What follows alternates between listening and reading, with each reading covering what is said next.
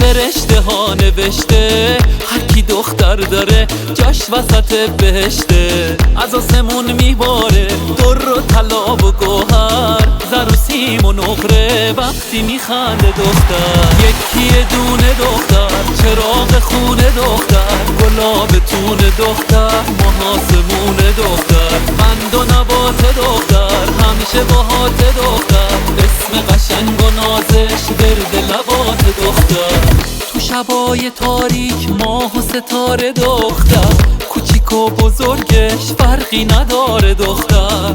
دختر کوه نمک، دختر عزیزه، چشماشو میبنده میخنده ریزه ریزه. شاخ نبات دختر، آب حیات دختر، وقتی که غم داره دلت میمونه باهات دختر. یکی دونه دختر، چراغ خونه دختر، گلاب تون دختر، محاسمون دختر، قند و نبات دختر، همیشه باهات دختر، اسم قشنگ و نازش گرد لبات دختر.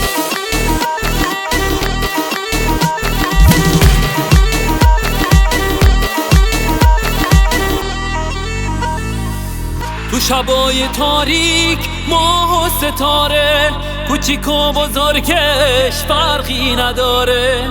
دختر انیسه، دختر عزیزه، چشماشو میبنده میخنده ریزه ریزه. شاخ نباته، آب حیاته، روزای سختی دختر باهاته. کوه نمک دختر، بلا کلک دختر، مثل انار شیرین ترک ترک دختر. دختر یکی دونه دختر، چراغ خونه دختر، گلاب تون دختر، محاسمون دختر، قند و نبات دختر، همیشه باهات دختر، اسم قشنگ و نازش گرد لبات دختر. یکی دونه دختر، چراغ خونه دختر، گلاب تون دختر، محاسمون دختر، قند و نبات دختر، همیشه باهات دختر، اسم قشنگ و نازش گرد لبات دختر.